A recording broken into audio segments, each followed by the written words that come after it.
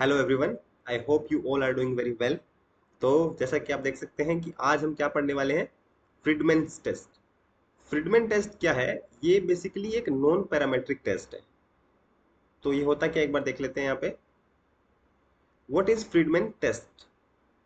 पहला हमने देख लिया कि एक नॉन पैरामेट्रिक टेस्ट है।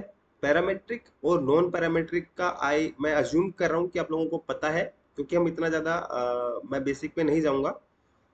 अब आगे क्या है? It is an alternative to repeated measures ANOVA. Repeated measure जो अनोवा जो हमारा होता है, वहां पे क्या होता है, वो पैरामेट्रिक जब टेस्ट हम लगाते हैं तो वहां पे रिपीटेड मेजर्स अनोवा यूज किया जाता है। लेकिन जब वहीं पे हमारा डेटा नॉन पैरामेट्रिक होगा तो वहां पे हम क्या यूज करेंगे, फ्रीडमैन्स टेस्ट। ठीक है, आगे क्या बोल रहा है, कंपेयर्स 3 और मोर रिलेटेड सैंपल्स। जब हमारे जो सैंपल्स होंगे ना, वो 3 होंगे या फिर 3 से ज्यादा होंगे। मान लो हमारे पास जो डेटा है वो है 2 सैंपल है हमारे पास। ठीक है, तो इस केस में हम क्या यूज करेंगे, इस केस में हम यूज करेंगे Wilcoxon sign signed rank test. ठीक है, जब हमारे पास सैंपल 2 है, ठीक है, वहीं पे अगर 3 होंगे या फिर 3 से ज्यादा होंगे, 3 और मोर देन 3, तो वहां पे हम यूज करेंगे फ्रीडमैन्स टेस्ट। ठीक है, अब आगे क्या बोल रहा है, व्हेन टू यूज इट। तो इसका यूज हम कब करते हैं, जब same subjects under different treatments. इसमें क्या होगा, जो हमारे सब्जेक्ट्स होंगे वो सेम होंगे। मान लो कि हमारे पास 5 सब्जेक्ट है, ठीक है, तो वो जो हमारे पांचों सब्जेक्ट होंगे ना, 1 2 3 4 5, जो पांचों सब्जेक्ट होंगे उन्हीं के ऊपर हम अलग अलग ट्रीटमेंट देंगे। मान लो एक ट्रीटमेंट दिया, फिर दूसरा दिया, फिर तीसरा दिया। इस तरह से इन पांचों पे ही हमें क्या करना है, ट्रीटमेंट देने होते हैं। ठीक है, तो सेम सब्जेक्ट्स रहते हैं। ठीक है, same subjects under different treatments. उसके बाद क्या बोल रहा है, रिपीटेड मेजर्स ओवर टाइम। तो अब जो ये कंडीशन होती है ना, कि अब एक जो हमारा था यहाँ पे सैंपल, इसके ऊपर हमने एक बार किया, है ना, एक बार इसके ऊपर टेस्ट किया, फिर दूसरी बार टेस्ट किया, फिर तीसरी बार टेस्ट किया। इसी इसी तरह से हमने दो के ऊपर भी यही किया। एक बार टेस्ट किया, दूसरी बार टेस्ट किया, फिर तीसरी बार टेस्ट किया। तो इसी इसी तरह से इन जो पांचों जो हमारे सैंपल्स हैं, इनके ऊपर हम रिपीटेड मेजर्स करेंगे। रिपीटेड मेजर्स मतलब बार बार करेंगे। ठीक है, एक बार, दो बार, 3 बार, 4 बार, जितनी भी हमें रिक्वायरमेंट है, लेकिन वो कितने होंगे, 2 से ज्यादा होने चाहिए। ठीक है, तो रिपीटेड मेजर्स होंगे। ये चीज हमें समझ में आ गई। इसके बाद में क्या आ रहा है, नॉन नॉर्मल और ऑर्डिनल डेटा। तो हमारा जो डेटा होगा ना, वो नॉन नॉर्मल होगा, ये तो हमें पता ही है। क्या नॉर्मेलिटी, जब हमारा नॉन पैरामेट्रिक टेस्ट होते हैं वहां पे डेटा जो होता है नॉन नॉर्मल होता है, नॉर्मल नहीं होता है। ठीक है, और क्या होता है, ऑर्डिनल डेटा रहेगा हमारा। ऑर्डिनल डेटा मतलब जो डेटा होगा, हमें पता है कि स्केल कितने होते हैं, 4 स्केल होते हैं ना, नॉमिनल, ऑर्डिनल, इंटरवल और रेशियो। ये 4 स्केल है। तो हमारा जो नॉर्म ये नहीं रहेगा, नॉमिनल नहीं रहेगा, एटलीस्ट ऑर्डिनल तो होना ही चाहिए। उसके बाद इंटरवल हो सकता है, रेशियो हो सकता है। ठीक है, तो ये जो तीनों है ये हो सकते हैं, लेकिन नॉमिनल ये नहीं हो सकता। ठीक है, इसके बाद क्या बोल रहा है, एग्जाम्पल हम देख सकते हैं यहाँ पे, comparing performance of 10 athletes across 3 competitions. मान लो 3 कॉम्पिटिशन है, 1 2 3। अब यहाँ पे हम 10 एथलीट की, इन तीनों कंपटीशन के अंदर 10 हमारे एथलीट रहेंगे जो इन तीनों में पार्टिसिपेट कर रहे हैं। अब हम इन तीनों कॉम्पिटिशन्स में उन 10 एथलीट्स की परफॉर्मेंस को देखने वाले हैं कि पहले कंपटीशन में क्या परफॉर्मेंस आई, दूसरे में क्या परफॉर्मेंस आई, तीसरे में क्या परफॉर्मेंस आई, इन 10 के 10 एथलीट्स की। ठीक है, अब इसकी हम अजम्पशंस देख लेते हैं एक बार, कि जब हम फ्रीडमैन टेस्ट यूज करेंगे तो हम पहले हमें क्या अज्यूम करना है, कि क्या कंडीशंस होनी चाहिए, तब हम फ्रीडमैन जो टेस्ट है वो यूज करने वाले हैं। तो यहाँ पे क्या बोल रहा है कि uses only rank information of the data. ये बहुत इंपॉर्टेंट है। जो फ्रीडमैन टेस्ट होता है ना, वो रैंक इंफॉर्मेशन पे काम करता है। मान लो जैसे हम जो अभी हम कंपटीशन की बात करें, तो ये फर्स्ट कंपटीशन, सेकंड कंपटीशन और थर्ड कंपटीशन। यहाँ पे किसी प्लेयर, मान लो किसी प्लेयर की जो परफॉर्मेंस आई है, अज्यूम कर लेते हैं हम कि लॉन्ग जंप की है, वो अपन आगे एग्जांपल में भी देखेंगे, लेकिन हम यहाँ पे अपन देख लेते हैं एक बार। यहाँ पे हम सोच लेते हैं कि 6 आई है, यहाँ पे 3 है, यहाँ पे इसकी 4 है। ठीक है, तो ये तो इसकी क्या है, वैल्यूज है। ठीक है, जो फ्रीडमैन टेस्ट हम यूज करेंगे ना, वो इन वैल्यूज पे नहीं करेंगे, हम करेंगे इनकी रैंक पे। तो मान लो जो 3 है, इसको हम रैंक देंगे, जो सबसे कम होगा उसको 1 रैंक देंगे हम, तो इसको हम देंगे 1। इससे ज्यादा क्या है, 4, तो इसको हम देंगे रैंक 2। इससे ज्यादा क्या है 6, इसको रैंक देंगे 3। तो हम काम इस पे नहीं करेंगे, इस पे काम नहीं होगा, काम होगा रैंक्स के ऊपर। 3, 1, 2 जो भी रैंक है, जो सबसे कम होगा उसकी 1 रैंक हो जाएगी, इसी तरह से जो उससे ज्यादा है उसकी 2, फिर उससे ज्यादा है उसकी 3। ठीक है, आगे क्या बोल रहा है, observations within each subject are independent. ये क्या बोल रहा है, जो हमने मान लो फर्स्ट कंपटीशन में कोई परफॉर्मेंस देखी, सेकंड कंपटीशन में देखी, थर्ड कंपटीशन में देखी, एक ही सब्जेक्ट के, सब्जेक्ट सेम है, ठीक है, लेकिन जो वो सब्जेक्ट होगा ना, उसकी पहली परफॉर्मेंस, उसकी दूसरी परफॉर्मेंस और तीसरी परफॉर्मेंस इंडिपेंडेंट रहेगी। ऐसा नहीं है कि पहली का इफेक्ट दूसरी पे पड़ेगा, दूसरी का तीसरी पे पड़ेगा, इफेक्ट नहीं पड़ना चाहिए। ठीक है, तो इंडिपेंडेंट होनी चाहिए जो हमारी ऑब्जर्वेशंस हैं, वो एक दूसरे पे कोई इफेक्ट नहीं डालेगी। ठीक है, इफेक्ट कैसे डाल सकता है, मान लो हमने ये पहले कोई परफॉर्मेंस दी प्लेयर ने, ठीक है, उसमें फटीग हो गया, फिर दूसरी फटीग के बाद वो दूसरी परफॉर्मेंस दे रहा है, ठीक है, फिर उस और थक गया, फिर तीसरी परफॉर्मेंस दे रहा है, तो वो हो जाती है डिपेंडेंट हो जाती है। ठीक है, उस मतलब बहुत सारी जो फैक्टर्स है वो इफेक्ट कर जाते हैं अगर हम जल्दी जल्दी कुछ परफॉर्मेंस करवाते हैं तो। लेकिन ये जो कंपटीशन है, ये मान लो हमने एक कंपटीशन हुआ है, अ, आज एक कंपटीशन करवाया, फिर एक महीने बाद दूसरा कंपटीशन हुआ, फिर एक महीने बाद तीसरा कंपटीशन हुआ, या फिर 10-10 दिन का भी गैप ले सकते हैं। मतलब सीधी बात है कि इंडिपेंडेंट होनी चाहिए परफॉर्मेंस जो है उस पे पहली परफॉर्मेंस का दूसरी परफॉर्मेंस पे या फिर तीसरी पे इफेक्ट नहीं पड़ना चाहिए। ठीक है, dependent variable as is at least ordinal, ये हमने बात कर ली है कि जो डिपेंडेंट वेरिएबल होगा एटलीस्ट हमारा ऑर्डिनल स्केल में होना चाहिए। ठीक है, एट लीस्ट 3 ऑब्जर्वेशन, ये भी हमने देख लिया था कि जो ऑब्जर्वेशंस हैं या फिर जो सैंपल्स हैं वो 3 से कम नहीं होने चाहिए। ठीक है, 2 होगा तो विल्कोक्सन साइंड रैंक टेस्ट यूज कर लेंगे वहां पे, लेकिन अगर 3 है या फिर 3 से ज्यादा है तो हम फ्रीडमैन टेस्ट वहां पे यूज करेंगे। ठीक है, अब देखते हैं आगे। अब इसके हम स्टेप्स देख लेते हैं एक बार। तो बेसिकली पहली स्टेप क्या आ जाती है, फॉर्मुलेशन ऑफ हाइपोथेसिस। सबसे पहले जो कोई भी टेस्ट लगाएंगे हम, तो हाइपोथेसिस तो हम फॉर्मुलेट करते ही हैं, जहाँ पे हमारी नल हाइपोथेसिस आ जाती है, ऑल्टरनेटिव हाइपोथेसिस आ जाती है। ठीक है, नल हाइपोथेसिस क्या होती है, जहाँ पे हम अज्यूम कर रहे हैं कि जो हमारा डेटा है वहाँ पे कोई सिग्निफिकेंस डिफरेंस नहीं है, पहली परफॉर्मेंस में, दूसरी परफॉर्मेंस में और तीसरी जो जितनी भी परफॉर्मेंस है उनमें कोई सिग्निफिकेंट डिफरेंस नहीं है। ठीक है, तो सेम है, इसलिए यहाँ पे लिखा है M1 is equals to M2 is equals to M3, मतलब बराबर है, कोई डिफरेंस नहीं आ रहा। ऑल्टरनेट हाइपोथेसिस में हम क्या अज्यूम करते हैं कि डिफरेंस है, देयर इज लाइक पहली परफॉर्मेंस, दूसरी परफॉर्मेंस या तीसरी जितनी भी परफॉर्मेंसेस हैं वो इक्वल नहीं है, इज नॉट इक्वल टू। ठीक है, उसके बाद फिर हम क्या करते हैं, सिग्निफिकेंस लेवल। सिग्निफिकेंस लेवल हमें पहले क्या अज्यूम करना पड़ता है, अज्यूम तो नहीं है, हमें डिसाइड करना होता है कि हम कौन से सिग्निफिकेंस लेवल पे जो हम टेस्ट है वो करने वाले हैं। तो जनरली क्या किया जाता है, ये 0.05 पे किया जाता है। ठीक है, 0.05 ये जनरली रखा जाता है इसको। ठीक है, वैसे तो क्या होगा, जितना हमें दिया होगा या फिर हमें रिक्वायरमेंट होगी उस हिसाब से करेंगे, लेकिन जनरली 0.05 है। इसके बाद थर्ड पे क्या है, रैंक दी डेटा। ये बहुत इंपॉर्टेंट है यहाँ पे, क्योंकि हमें तो पूरा काम ही जो फ्रीडमैन टेस्ट का है वो रैंक पे ही करना होता है। तो हमें जो डेटा मिला, जैसे मैंने आपको बता दिया था परफॉर्मेंस थी 6, 5, 4 है, या फिर एक प्लेयर है जिसकी 5, 4.5 या 3.2 ऐसी परफॉर्मेंस है, तो हमें इन पे काम नहीं करना है, हमें काम करना है रैंक्स के ऊपर। ठीक है, जैसे इसको 1, 2, 3 रैंक दे दी, इसको क्या देंगे 1, इसको 4.5 है 2, इसको 3, ये मैं आपको बता चुका हूँ ऑलरेडी। तो हमें रैंक्स के ऊपर काम करना है, इनके ऊपर। ठीक है, इसके बाद क्या है, थर्ड स्टेप में हम क्या करेंगे, हमने जो रैंक्स दी है, जो ये जो रैंक्स दी है ना, हमें हमें उनको सम अप करना होता है। ठीक है, जितने भी प्लेयर्स हैं, मान लो हमने 10 प्लेयर्स को 10 प्लेयर्स की परफॉर्मेंस देख रहे हैं, उनकी हमने रैंकिंग दे दी है 1, 2, 3 जितने भी रैंक्स हैं। तो अब पहले कंपटीशन की जितने भी रैंक्स हैं उनको हम सम अप करेंगे, दूसरे की करेंगे, ये मैं अपन आगे देख लेंगे थोड़ा और अच्छे से। तो बेसिकली अगर स्टेप देखें तो sum ranks for each condition, हर कंडीशन के लिए, हर कंडीशन के लिए हम रैंक्स को सम अप कर लेंगे। ठीक है, ये एग्जांपल से आपको और अच्छे से समझ में आ जाएगा। उसके बाद क्या है, कैलकुलेट टेस्ट स्टैटिस्टिक्स। तो इसके बाद क्या होती है, कैलकुलेशन होती है।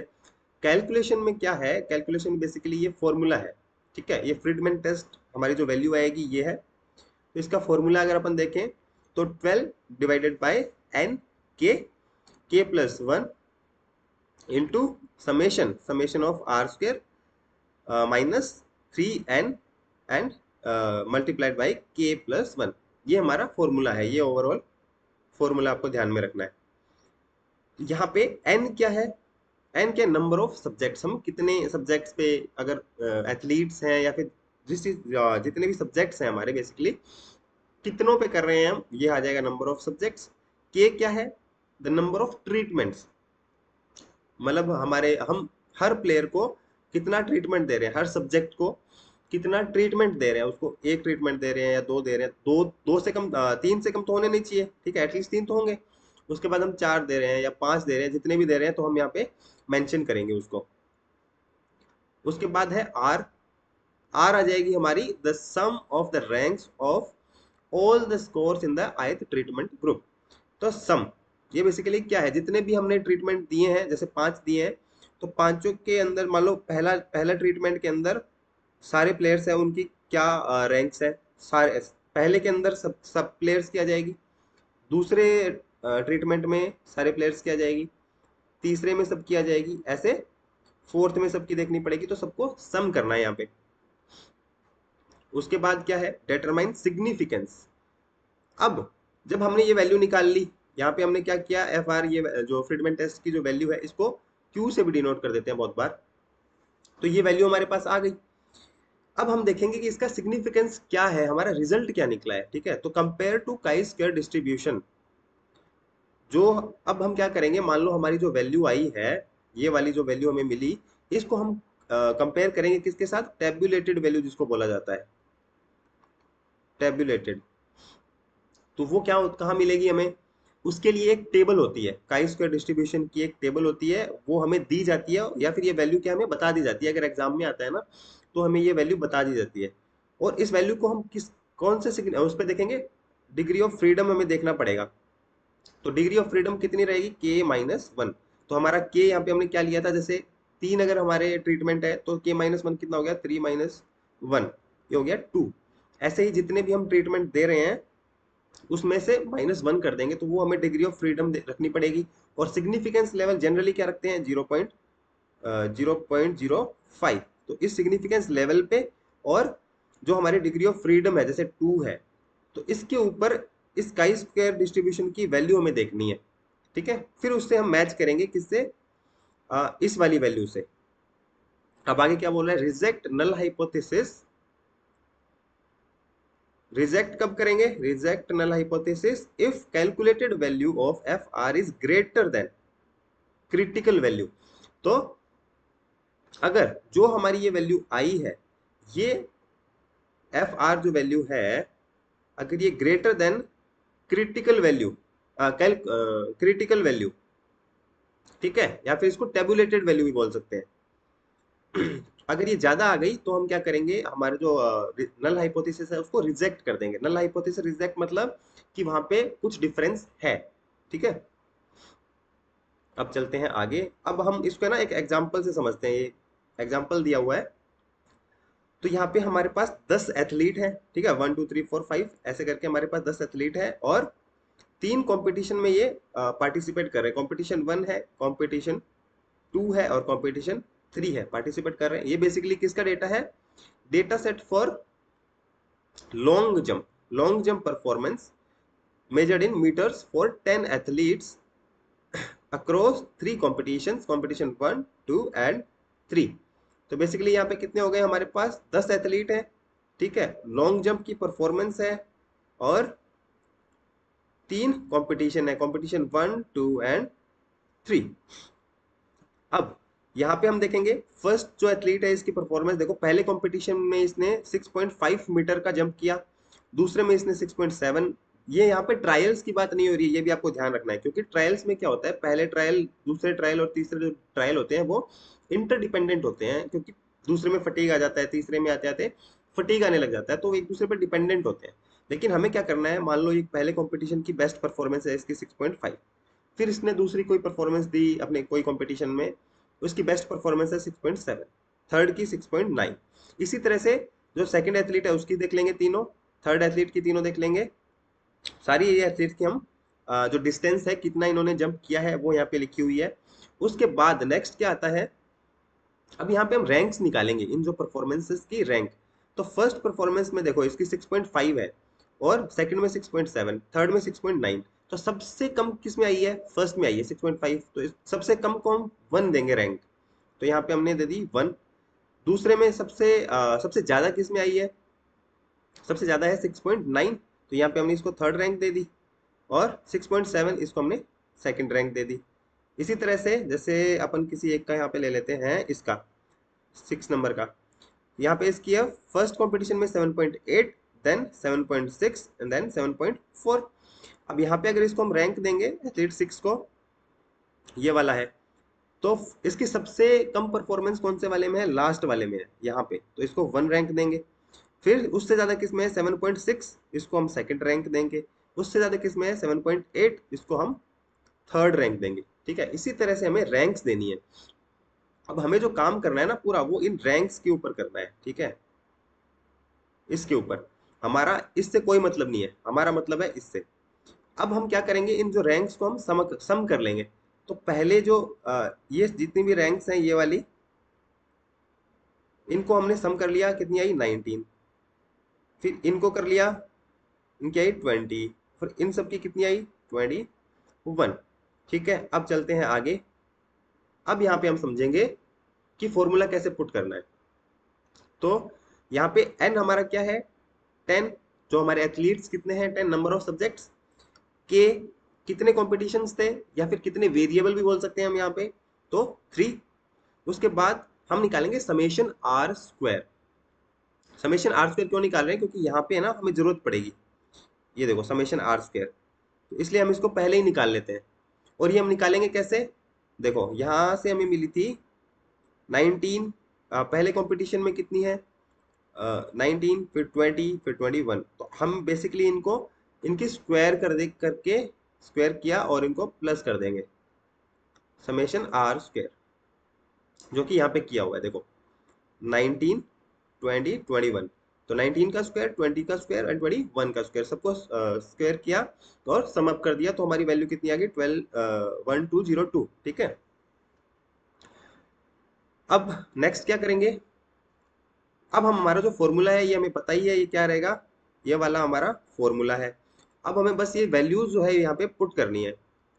तो 12 अपॉन एन क्या है हमारा 10, फिर के 3, फिर के प्लस 1, 3 प्लस 1 इंटू 1202, फिर माइनस 3 इंटू 10, 3 मतलब के इंटू एन, फिर आ गया हमारा के प्लस 1। तो ये हमारा पूरा फॉर्मूला है, इसमें हमने वैल्यू पुट कर दी। और ये सब करने के बाद हमारा जो रिजल्ट आएगा वो क्या आएगा 0.2। तो हमारी जो कैलकुलेटेड वैल्यू है वो कितनी हो गई 0.2, और टेबुलेटेड वैल्यू कितनी है 5.99। अब ये कहां से आया 5.99 आया है, देखो ये वाली जो है ना, यहाँ पे ये एक टेबल मिलेगी हमें ऐसी, काई स्क्वायर डिस्ट्रीब्यूशन की टेबल होती है, क्रिटिकल वैल्यूज ऑफ द काई स्क्वायर डिस्ट्रीब्यूशन। या तो हमें ये टेबल देंगे अगर एग्जाम में देते हैं, तो वैसे टेबल नहीं देते, हमें क्या करेंगे, हमें डायरेक्ट इसकी जो वैल्यू है ना वो लिख के दे देंगे। तो अब देखो हमें क्रिटिकल वैल्यू देखनी पड़ेगी, तो इसको क्रिटिकल वैल्यू भी बोल सकते हैं, टेबुलेटेड वैल्यू भी बोल सकते हैं। ठीक है, सेम चीज है ये। तो यहाँ पे हम देखेंगे हमारी डिग्री ऑफ फ्रीडम कितनी है, देखो के कितना है 3, तो के माइनस 1 करेंगे तो 2, मतलब 3 माइनस 1 किया तो कितना हो गया 2। तो हमारी डिग्री ऑफ फ्रीडम ये हो गई 2। तो यहाँ पे देखो डिग्री ऑफ फ्रीडम 2 ये ले लिया हमने। हमने सिग्निफिकेंस लेवल शुरू में क्या लिया था 0.05 लिया था। अब 2 को और 0.05 कहाँ पे मिल रहे हैं, इधर 5.99। तो यहाँ पे हमारी वैल्यू आ गई है 5.99। अब देखो 0.2 5.99 से क्या है, छोटा है, तो ये लेस देन 5.99। अगर हमारी कैलकुलेटेड वैल्यू क्रिटिकल वैल्यू से या फिर टेबुलेटेड वैल्यू से कम है, तो यहाँ पे क्या हो गया, we fail to reject the null hypothesis. तो हम हमारी जो नल हाइपोथेसिस है वो हम रिजेक्ट रिजेक्ट नहीं कर सकते, हम एक्सेप्ट कर लेंगे। इसका मतलब क्या हुआ कि वहां पे बेसिकली कोई डिफरेंस नहीं है, जो परफॉर्मेंस थी उनकी रैंक्स के अंदर कोई डिफरेंसेस नहीं है, कोई सिग्निफिकेंट डिफरेंस नहीं है, ठीक है। एसपीएसएस मेथड, हम इसके बारे में मैं कोई अगली वीडियो में आपको एसपीएसएस मेथड से भी करके बताऊंगा। एसपीएसएस में बेसिकली बहुत इजी होता है करना, तो हमें इतनी सारी कैलकुलेशंस नहीं करनी पड़ती है, तो वो भी हम एक दिन करेंगे एसपीएसएस मेथड भी, ठीक है। तो थैंक यू सो मच आपको। आई होप कि आपको ये वीडियो अच्छी लगी होगी। अगर आपको वीडियो अच्छी लगी है तो वीडियो को लाइक कर दो, चैनल को सब्सक्राइब कर दो। तब तक के लिए let's sum up the class. Thank you so much.